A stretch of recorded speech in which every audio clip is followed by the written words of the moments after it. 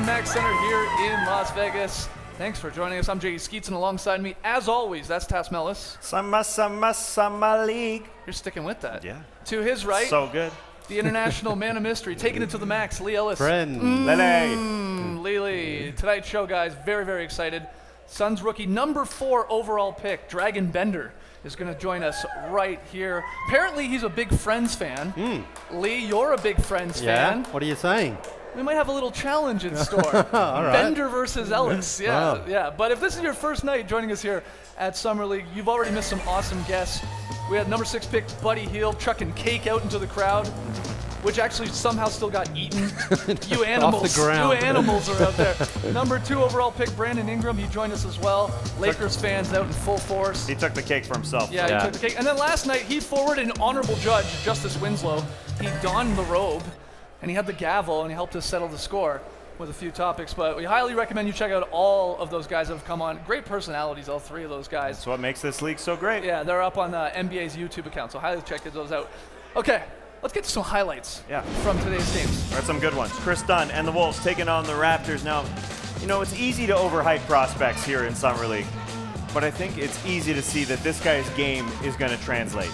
The number 5 pick came into this league known as a defensive player, but you're watching him here in the third quarter of this game, taking over offensively. He felt really, really comfortable with the ball, doing it all in transition, driving to the hoop, splitting defenders right here. He had 21 points in the game.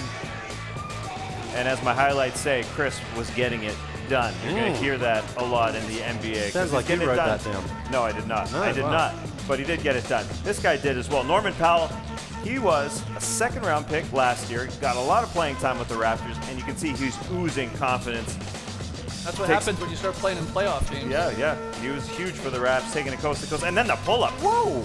Excuse me, 29 points in the game. Raptors win. Close game. Let's talk a little bit about Chris Dunn, the number 5 pick. Initial thoughts on what you've seen from him over the last couple of days? Can you be a steal at number 5? Because I think the Minnesota Timberwolves are going to be very, very happy with what they got, especially their young crop. Andrew Wiggins, Zach LaVine, and of course Karl Anthony Towns. You throw Chris Dunn in there, and he already looks like he's ready to play in the NBA. I know there's been comparisons to Dwayne Wade made by other people and myself. He wears the number 3, but he's just got that sort of energy and emotion that he gets inside. Very tough sort of player. I think he's going to be a fantastic player. I mean, of course, this is Summer League, so we do have to reel it back a little bit. Sure. But when he does get his minutes, I know he's got the confidence to go out there and perform. But there's one thing that you can't really teach, and that's a motor, and that's toughness, and he already has that. And I don't think that's going to leave him at any point, no matter where he is in his career. Who does he remind you of? You say, Wade, I see a little bit of John Wall.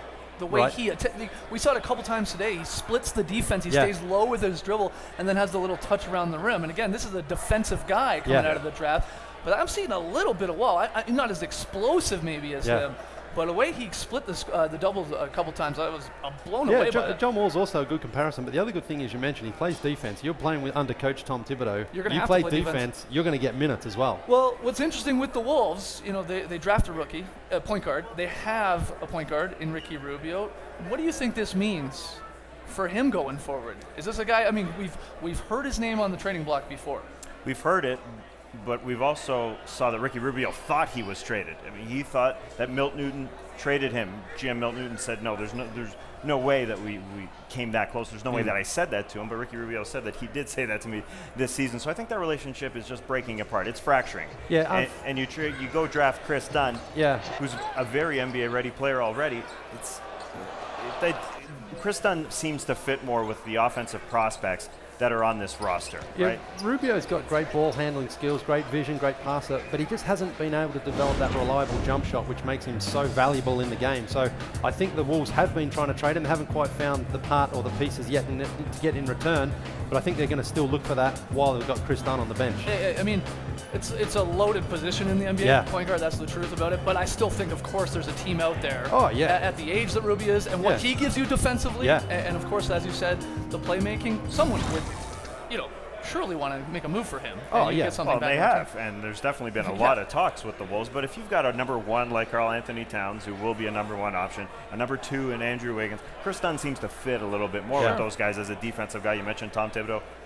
You want a grinder to be right out there at that three-point line. Chris Dunn is that already. Yeah, very early here, still in Summer League Oh, in no, Las we're Vegas. overhyping it. No, very early, but he would be on the short list, Chris Dunn, of your MVP Yeah. right now. He's been putting up in every game he goes out there. Let's keep the highlights going, though, Tassie. Yeah, we had number 1, Ben Simmons, going up against number 14, Denzel Valentine. And Valentine is really looking forward to learning from Dwayne Wade with the Chicago Bulls, and that's very Wade-like.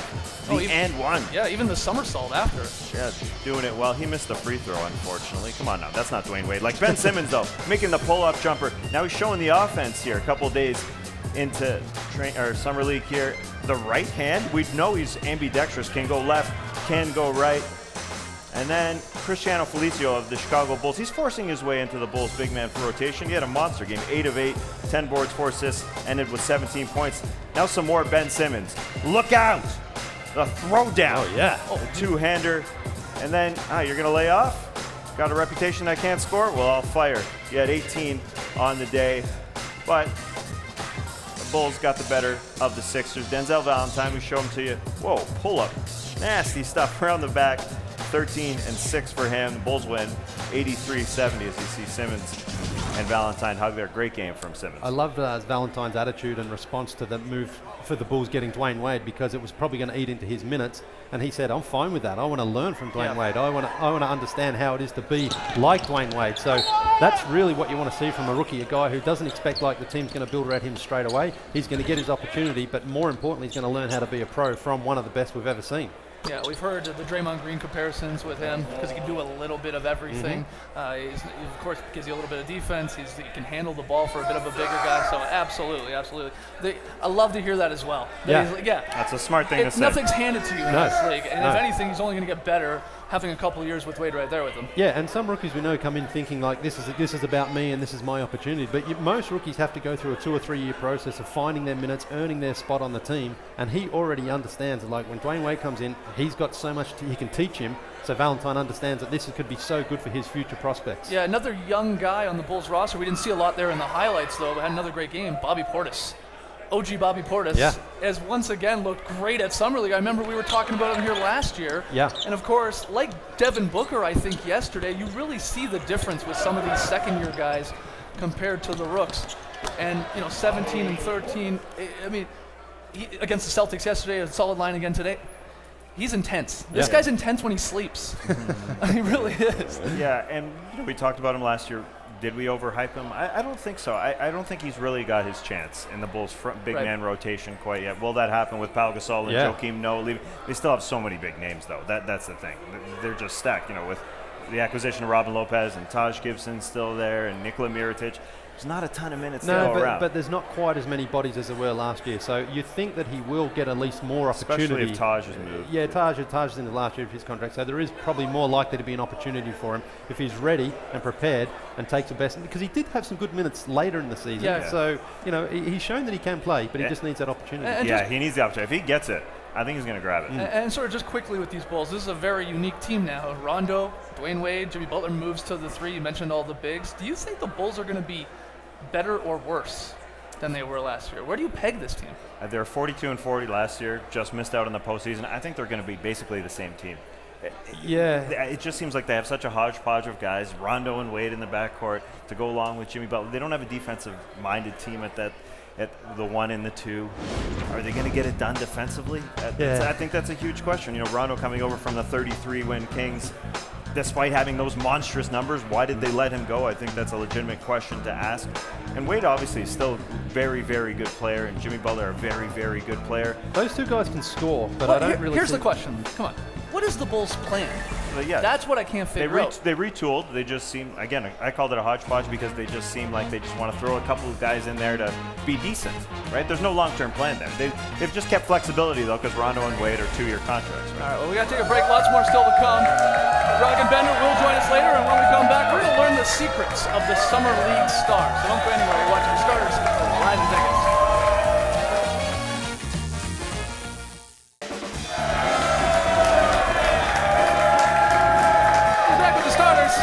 Night 3 here at the Las Vegas Summer League. Suns rookie rookie Dragon Bender is going to join us very, very shortly. But before we get to him, early over the last couple days, I guess I should say, we asked Summer League players to get into the magical spirit of Las Vegas by picking a card, any card. This is a lot of fun. Take a look.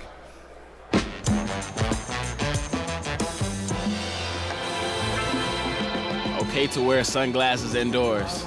Absolutely, that gives you a little bit of extra swag. I've done it a couple times. Okay to wear sunglasses indoors, yes. Okay to wear sunglasses indoors? Never. Never. Emoji that I use all the time is the 100. Emoji that I use all the time. The little smirk face. I can't really do it. Emoji that I use all the hard eyes. My hidden talent is, it's not hidden, but I like to dance. My hidden talent is my ping pong game. My hidden talent is ping pong. I'm special at that. Best video game ever growing up. 007 GoldenEye. Best video game ever growing up. Grand Theft Auto. That's not good though. On a scale of 1 to 10, I'd rate my dance skills as a 8. I'm getting better. Oh no, I can't do that. I can't do that. Not right now. On a scale of 1 to 10, I'd rate my dance skills a 11. All right, now show us the dance move. No, not right now. My knees are tired. On a scale of 1 to 10, I rate my dance skills a 10. All right, well, show us one dance move. Everybody know the hit them folks, you know what I mean? That's something simple. Other than texting, what do I spend the most time on my phone doing? Probably on Twitter and Instagram. Other than texting, what do I spend most of my time on my phone doing? Instagram, Twitter. The best thing I cook, French toast. The best thing I cook is nothing. I can't cook at all. LeBron's block in Game 7 was miraculous. Game-winning dunk or game-winning 3? I say game-winning dunk because I don't dunk as much. Summarize Las Vegas in 2 words, Sin City, except I do all the right things. My game is most like, I think myself. I'm trying to be my own player. Obviously take stuff from my father and my dad, but I try to be myself. Yeah, great stuff from those guys. We've got the cards here. Awesome. So I thought we could quickly get at least a Lee Ellis Sure. to pick a Just card, do it. pick a All card, right, and Lee. All right, ask what do the we got? What do we question. got? My fridge is always stocked with milk. I like a lot of milk, coffee Really? and tea. Yeah. Coconut Oranges. water, come on. Sometimes coconut water, yeah. Not You- always. That's all you drink. Not always. Is that why your stomach is a little grumbly, the milk, perhaps? No, I don't drink all that much milk. I just like to have it Okay. fresh in there, yeah. You Yeah. do one. Come on, quick. I want to know more about Lee's milk intake. My biggest fear Ooh. is Lee's stomach filled with milk. Lee drinking a lot of milk. I'll treat you tomorrow. Getting in a car with Lee after he's drank a lot of milk is a pretty big fear. All right, we got to take a break. But when we come back, enter the Dragon. New Suns rookie Dragon Yes, Bender they're joins cheering us for you. live on set.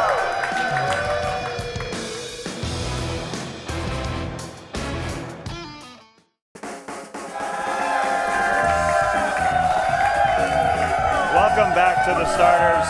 We are very pleased to be joined by number 4 pick, Dragon Bender. Dragon, thank you so much for joining us. Thank you, guys.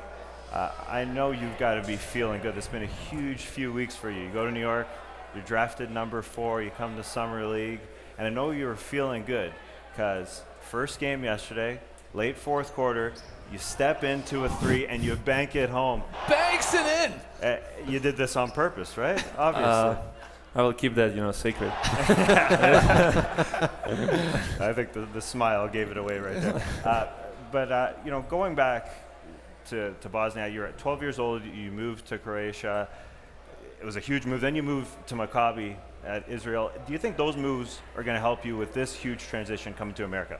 Definitely, just start with that life in the early stage will help me a lot, just to grow quickly, mature quickly. So definitely those steps, help me in a long run in this process. And I'm just looking right now, and that decision it was a great decision. Yeah, it was a great decision. I mean, it was huge. It was great to see you drafted at number 4. Now, not everyone knows your game, but you're extremely, extremely versatile at 7'1" or 216 centimeters for our international viewers. But you're a very versatile player. I mean, you obviously can shoot the 3, you can handle, you love to pass. What position would you classify yourself as? I mean, I used to play, in 3 or 4 position. For me, it's pretty much the same, It depends, what coach and what teams need for me to do on the court, for a team. So for me, doesn't really matter, if it's a 3, if it's a 4, pretty much the same thing I can do on the court. Does it seem that long ago when you were playing point guard and shooting guard, and when you actually moved to Croatia? That was a kind of, goal of my coach when I came to a Croatian academy. I was like about 185 centimeters. I don't know what's that in America. And I wasn't 6'1". Yeah, and I wasn't that tall for the Croatian guys. So I mean, he put me to play on the point guard, and shooting guard. So I was playing a lot with the ball, and then during the years I started to grow a little faster, and definitely helped me a lot, just to understand how to play with the ball and pass the ball, deliver the ball in the right time. We know you modeled your game after Tony Kukoc, and you know a lot about him. But we wanted to show you this one clip if you haven't seen it, because it's a must-see clip. It's Steve Kerr talking about being a teammate of his. Oh, you've seen it? Yeah. Okay, let's see it again, because it's a great clip. I'll tell you a quick story about Tony Kukoc. That when he came over to the NBA, first game of the season, I asked him if he wanted to go grab a bite to eat. It's about 3 o'clock in the afternoon, kind of, 4 hours before the game.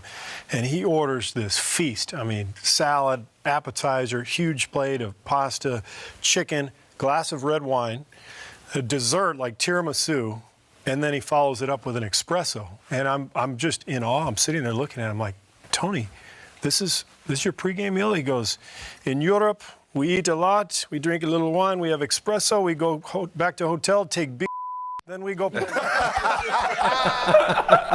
Oh, that's great. So is that a common practice to have a... I'm trying, I'm really trying.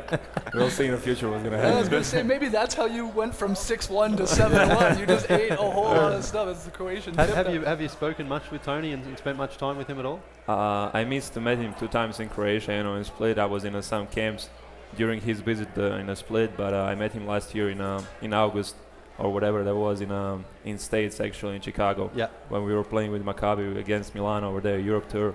So I met him, after the game. We talked a little bit, and nothing special. One of the most interesting tidbits about you that we learned was that you learned to speak English by watching American sitcoms like Fresh Prince of Bel-Air and Friends.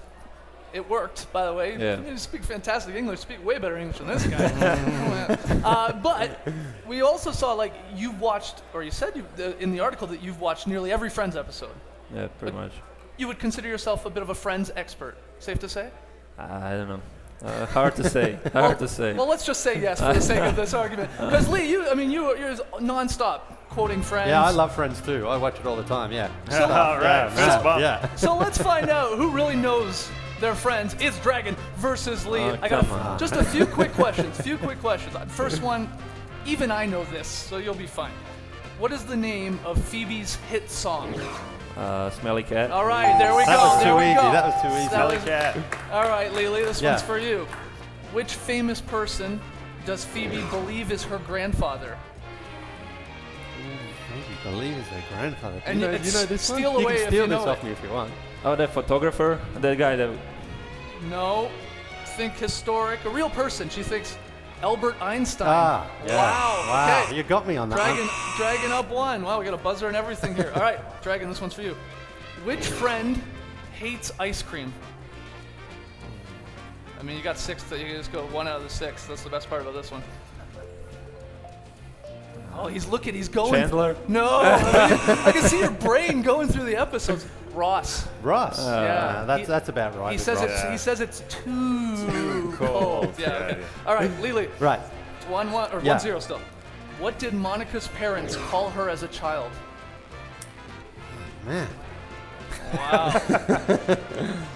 Nah, you got me. You want to steal this one? I thought you were a Friends Oh, fan. I was, yeah, but I Give mean, him the buzzer. Little harmonica. Ah, yeah. Okay. All right.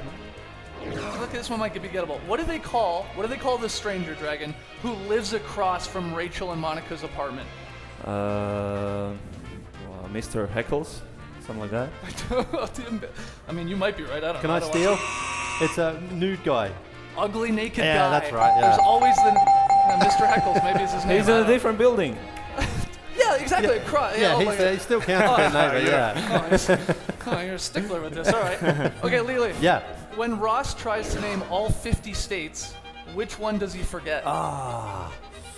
Maine? No. Nah. Lee. Over. Lee. Okay. And here it is. Yeah. Okay, it's still up for grabs. This is very subjective here. Dragon, can you do your best impression of Chandler? No. Okay. That's right. Chandler always says no. That's right. Spot on. Lee, can you do a Janice? Oh my God! Lee may have won it. Lee may have won it. Dragon, we can't thank you enough, man, for coming on. We really appreciate it. Guys, give it up for Dragon Bender. Best of luck, man. We got to take one more break, but when we come back. Oh, sorry. Before we go, we got a cake to give them. Oh, yeah. Yeah, we give everyone a cake. We give everyone a cake. Enter the Dragon. So there you go, Dragon. Thank you, guys. Thank you so much, man. You're welcome. Don't let Tony Kukoc see that. He'll eat the whole thing. All right, when we come back, Lily / Janice gives us the very solid play. You're watching the starters.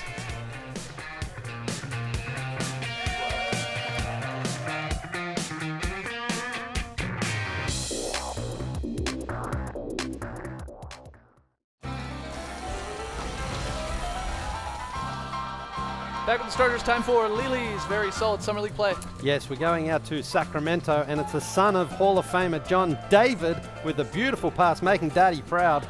Over to Tassie. Can you help me out with this one?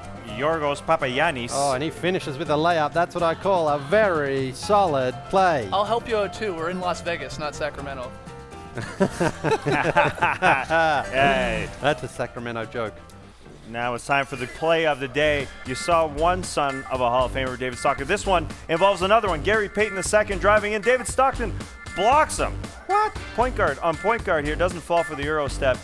A big block from David. Two sons of Hall of Famers. Gary Payton, the original, was sidelined for that one. Not happy. No, just a head shake. Yeah. I'm not sure how that was play of the day. Where'd everybody go? They're long gone.